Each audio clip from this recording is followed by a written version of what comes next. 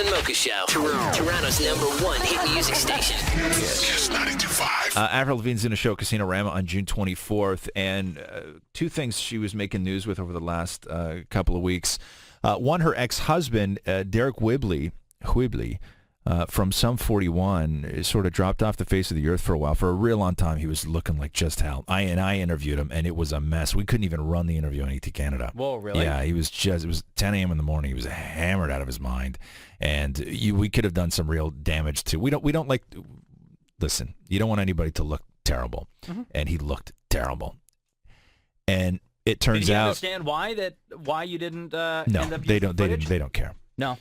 And he passed out, was rushed to hospital, and his organs started to fail because of the amount of alcohol that he's had over the past couple of years. And the doctors told him, listen, you stop drinking now because the reality is you are one drink away from dying. Yeah. One more drink and you're dead. And Avril was one of the first people, even though it's her ex-husband, to speak out and talk to him. And Dammit Morey caught up with Avril yesterday.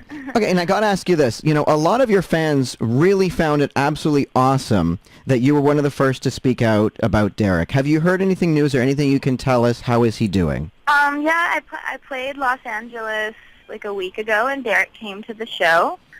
So I was able to visit with him and his mom, and he's doing well.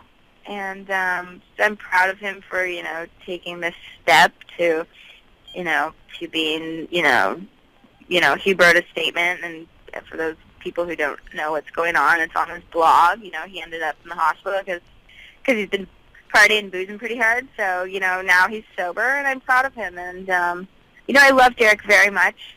And he's family to me, so it was really lovely to see him, and he came out to the show to support me. Well, he's a good guy, and I want him to be happy and healthy, and I think that what he did, he wanted to let his fans know to drink responsibly, and sometimes it's good to just moderation is key, and and to make healthy choices and to be responsible, if you're going to choose to drink, to do it responsibly, and so I'm glad that he wanted to talk to his fans about that and send that message. So I think that was cool of him.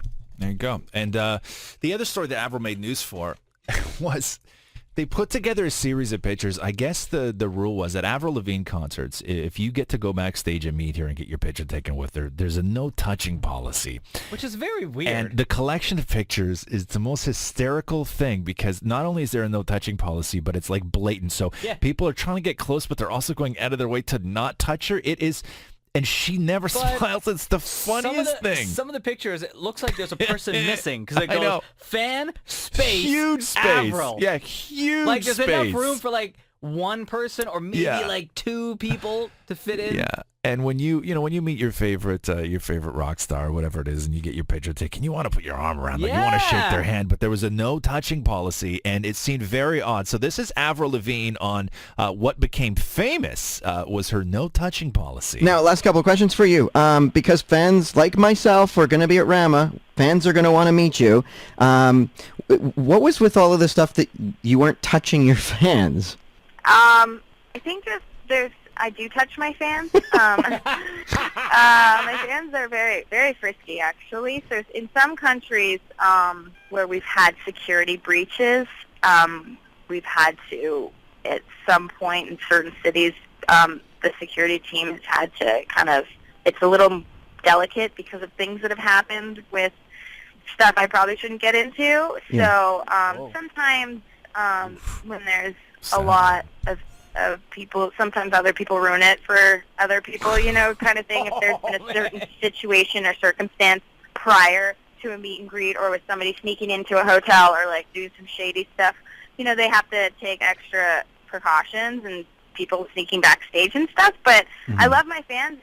But all is good in the world. If you meet Avril, feel free to touch. Well, but yeah, I love having the opportunity to meet my fans, and it's good times. And let them touch me. It's so weird, right?